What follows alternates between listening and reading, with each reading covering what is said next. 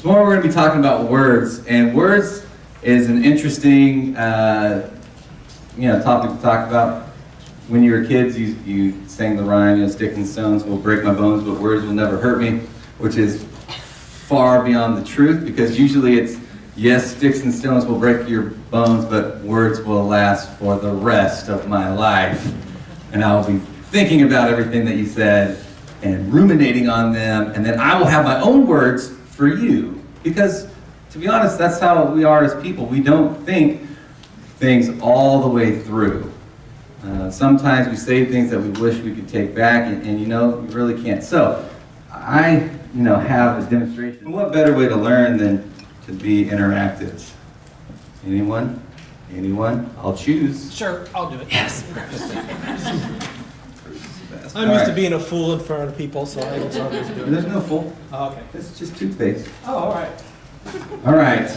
Here you go. We're going to do a science project. You get this one? You get this one? I want you to see who can empty all of theirs out. The fastest or Or what? just whatever. Just empty it all out. Is it all? Is it all I gone? don't know. I don't know. It's up to you. Okay. That's good. Here's the part that's the most important. Now, I want you to put it all back in.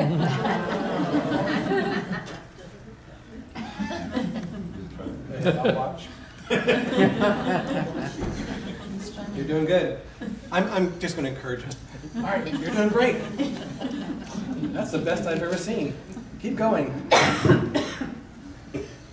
I can't. It's not possible. Well, that's good. That's what I'm looking for. All right. So, this example is a lot like our words and the way in which we do things. A lot of times what we do is before we think about the end result, we just get it all out there. And when it's time to say, oops, I need to put it all back in, we realize instead of being able to put it back in, all we did was make a giant mess. And that mess usually can't be cleaned up. And if it can't, it takes a long time. Thanks, guys. You guys can go sit down. Give them a round of applause. I want you to understand something. When we have this gift of speech, we take it for granted. A lot of times we use things in ways that are more hurtful than helpful. And our words are a blessing, and they could do things, Bruce did a great job. This wasn't planned, but he said, I'll just encourage. You're doing awesome. We're encouraging in our failure too sometimes, which is all right.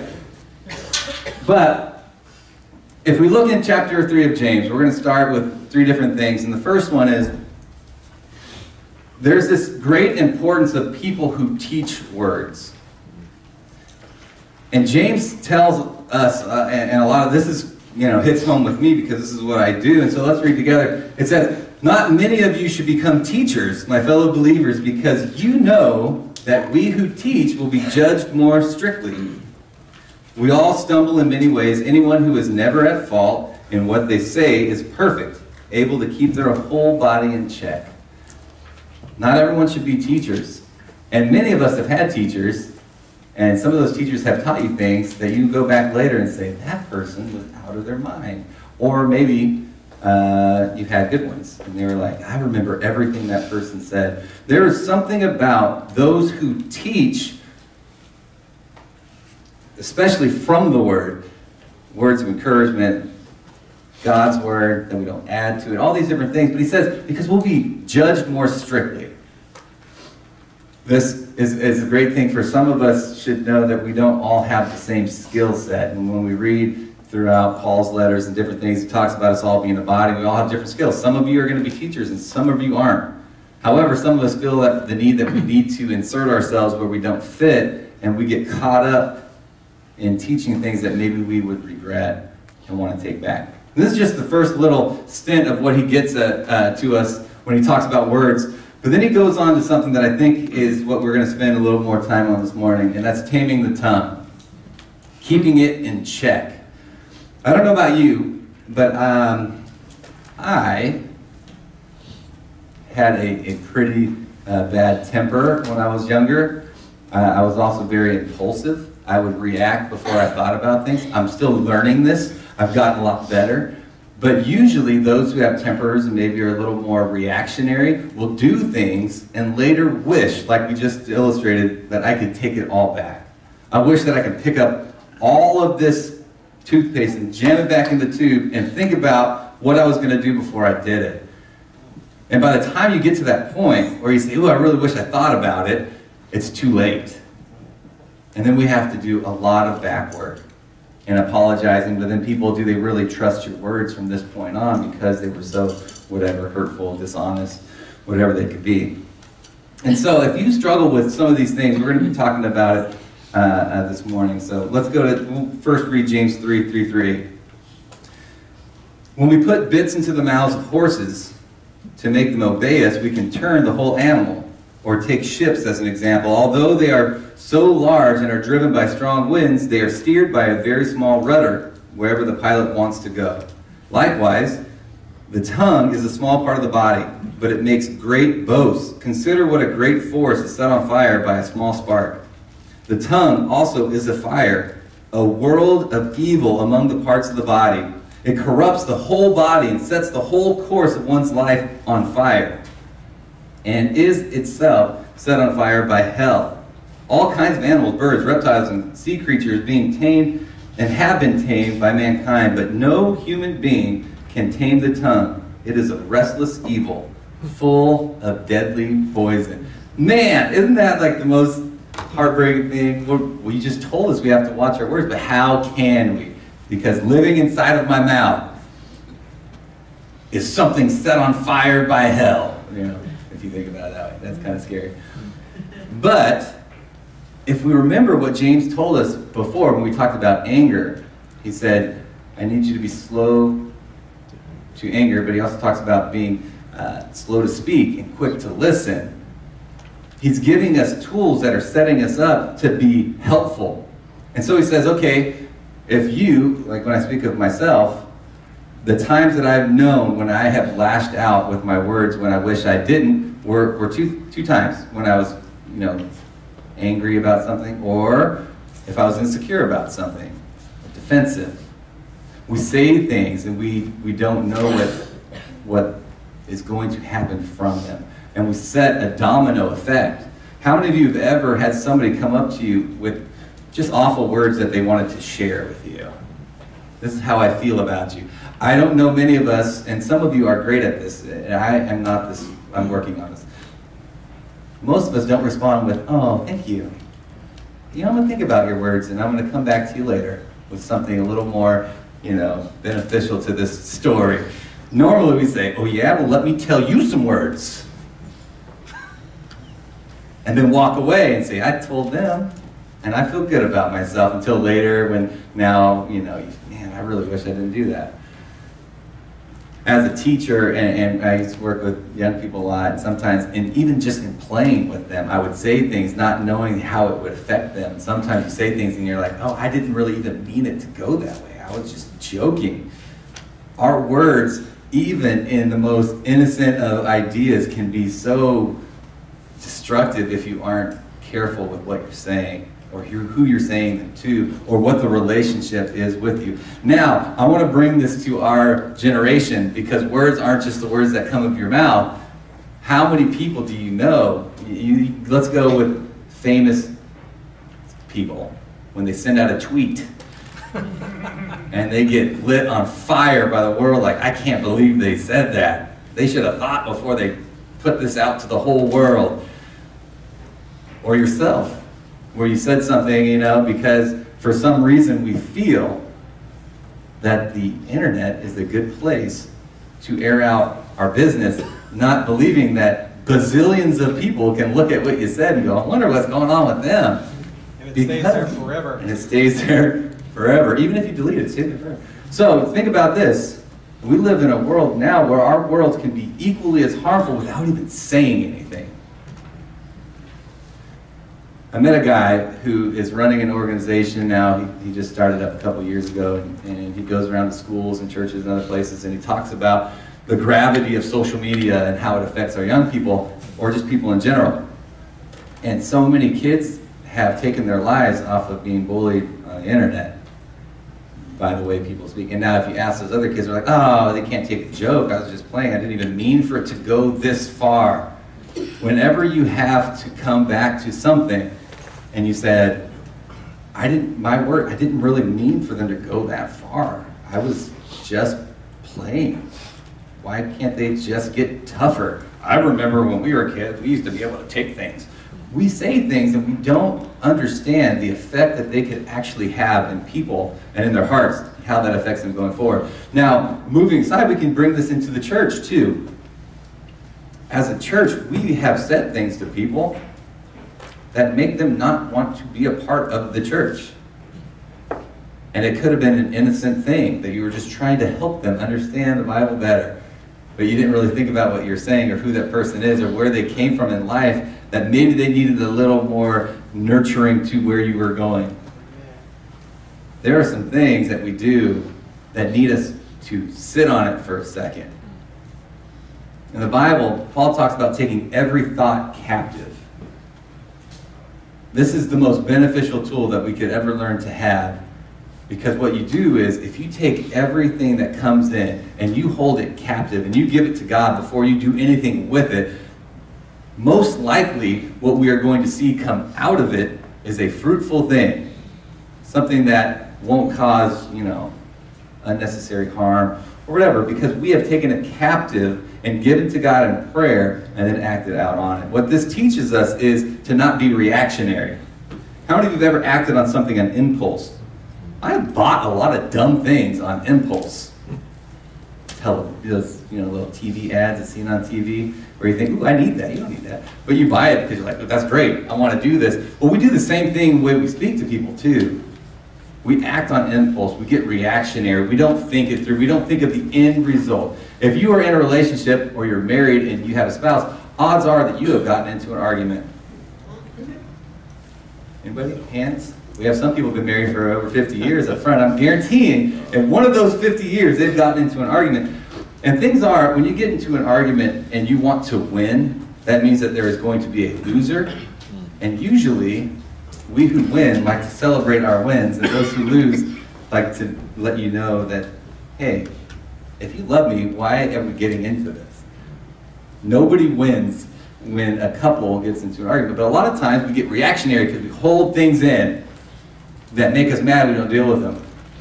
So before I said take every thought captive and give it to God, but if you're taking every thought captive and you're stuffing it, you're going to have an even bigger explosion when it comes out. And those words are going to be hurtful and cut deep because you've been waiting for this moment.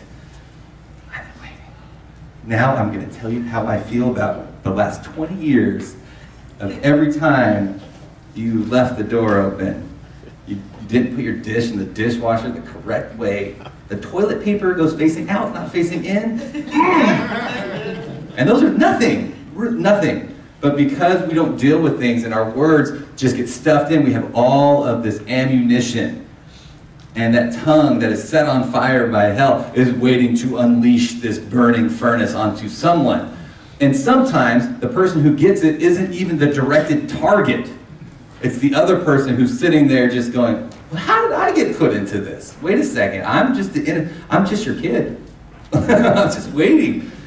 And we don't understand how devastating these can be. And we don't also get, just like he's talking about, how all these things that are huge get moved by something so little. Our actions and our bodies and the way we work, this tongue will get us there. Now, I've had to deal with some situations. I'm in before this, I was doing a lot of counseling, and I was doing anger management stuff with some guys who were very angry. I don't know how else to explain it. They got their kids taken away from them because of reacting to something, because of anger and violence. And one of them, his response to how he finally wanted to change, said, everything that has led me up to this point has all been a lie. I was raised to be angry. I was raised to be mean because that's how my father raised me. And the more and more I start to see my life going forward, the more I see me imposing what I want for my son, who was just taken away from me. It was taken away from him because he yanked him up in anger and broke his arm when he was 2 years old. And that was just one of the many things that that kid had to see, because his relationship with his kid's mom was also a destructive relationship of anger, where he loved her, but he didn't know how to express it because all he was taught was angry words and angry body parts that were getting thrown at him. And so he said at that moment, I want to learn the truth in my life because all I was given was a lie. And it was such a great moment of, the light bulb going off for a young man who had many more years within him to figure some things out. And he brought up with me God, which is kind of cool because I can't talk about it unless someone brings it up. And so we sat there together for a little bit and we just talked about truth. And it gave me that moment where we go back to the beginning of this where he says not everybody should be teachers because you'll be judged more strictly, but it gave me an opportunity to take advantage of a blessing that God has given me, which was to be able to teach somebody some truth, knowing that if I just give him a nugget of truth that he would run to find it. And we started talking about breaking chains of behavior that you've been taught your whole life so that your son can learn truthful things, like how to be loving, compassionate, affectionate, how you can actually hug somebody and not punch them. There's all these things that you take for granted because you've probably been raised by good people. But words are what started that for his journey. He talked about when he was young and watching his parents yell at each other and say some things that affected him. He thinks about, still, he's 30, now he's probably 36. And so you start to think, wow, if those words were just changed, how would life be different? I want you to think about relationships that you have, and they could be, really connected ones or generic work-related ones. Do you know that the way in which you speak to people will dictate how the rest of their day goes? If you've ever seen somebody come in really grumpy and you give them a smile and you just start to talk with them, sometimes, not every time, sometimes you start to see that frown or that grumpiness or that anxiousness or whatever they're dealing with lighten up because somebody took time to help change that. For you, if you get up and you're not in a great mood and you don't have someone to do that for you, there's still opportunity to change the way in which you speak because you have a great relationship or opportunity of great relationship with God. And you can start your day giving him some things that he is willingly ready to take from you. If you wake up like I did at 4 in the morning, and last night found out that I was going to have to put slides together that I didn't know what was there, and I was super anxious this morning. But the God you're going to control is going to work fine. It may not go as what I want it to go, but that is okay. I can deal with this. And you get up and you say, I'm going to have a good perspective today. And then the other kid wakes up really in a great mood, and you say, This is the little things that help shape your day. And you can be a part of it. Open a door for somebody, do different things. Now let's end on this. Words are important. We can all agree on that. Your words and how you use them are important. But this is also equally important. We have to be consistent with our words. You can't go around talking out of one side of your mouth, and then when you leave, you're talking about the other side of your mouth. It doesn't work. This is what sends people away from this place. Because we can all get together today and say, yes, I believe in God, and I believe he's important, I believe that all the things, I believe he has the power to change me. And you can sit in a chair and say, I struggled with something my whole life, but I have God with me, I know I can get through it, and then you leave out the door and you are the exact same person from when you came in. Your words are meaningless. They don't mean anything. It's just floating in the atmosphere, taking up space because you haven't done anything with them. And he starts to talk about, at the end, where he says, with the tongue we praise our Lord and Father, and with it we curse human beings who have been made in God's likeness. Have you ever thought about that when you talk about people? Let's think about this for a moment.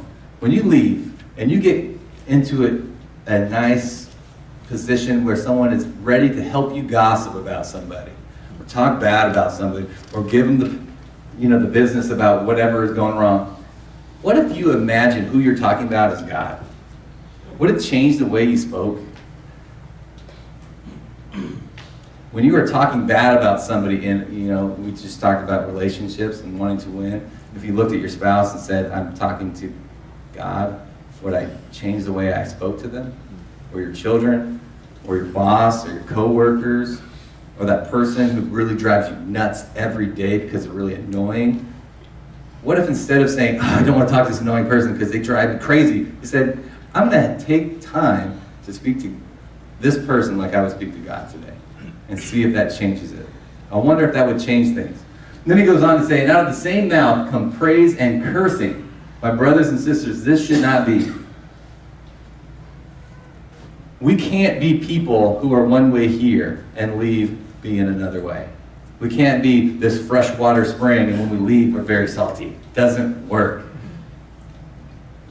We can try, but what we're doing is we're being alive.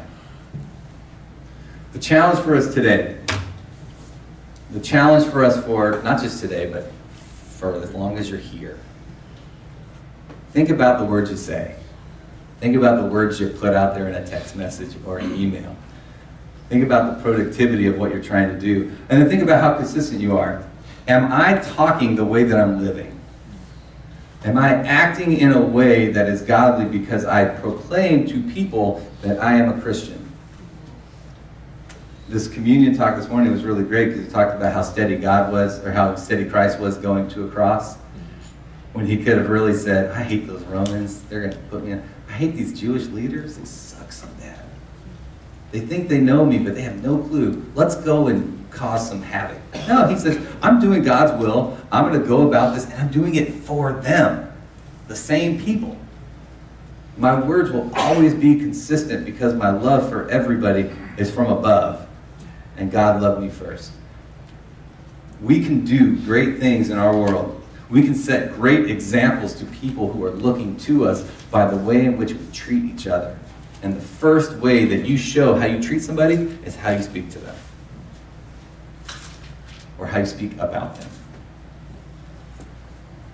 Let's think about the ways in which we can affect our world that we live in today by how we speak to one another.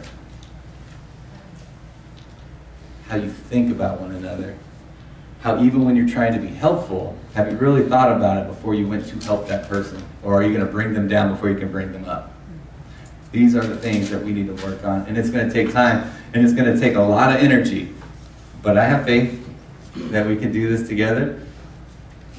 I'm not going to say and not believe this because I will be judged more strictly if I do. I think that God can do great things for each and every one of us if we allow Him to do it. This morning we talked about fear in class, and we talked about how it keeps us from God. I don't want you to have fear that you can't overcome some things in your life, especially when it comes to the way you treat people.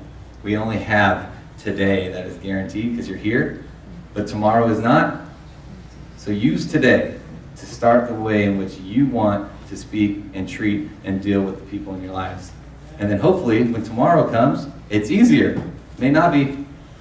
It's more difficult, but it gives you an opportunity again, right, to show how and where your faith is in God. Let's go to God in prayer, and we'll pray for this for us. So God, Lord, you're an awesome and amazing God, and we don't deserve your patience. We don't deserve your graciousness, your mercy, but you look at us and you give it to us anyways. And God, I pray that we can see that, and that we can offer that same gift to the people in our lives. That we too can be patient, that we too can have mercy, forgiveness, that we can share love, that when people speak to us in a way that is hurtful, that we can not respond back with hurtful things, but we can respond back with love and show them truly our true colors that come from you, God. And Lord, I pray that this is one of those more difficult things, and even in your word it says that it may not even fully be able to be tamed by us at all. But with you, things are possible. That with you and that spirit that you allow to dwell within us, things that seem impossible are possible. And I pray that we can take advantage of that, knowing that, and giving all of these things to you so that we can better manage our lives and our words to be more glorifying to you, God. Praise in your Son's name. Amen.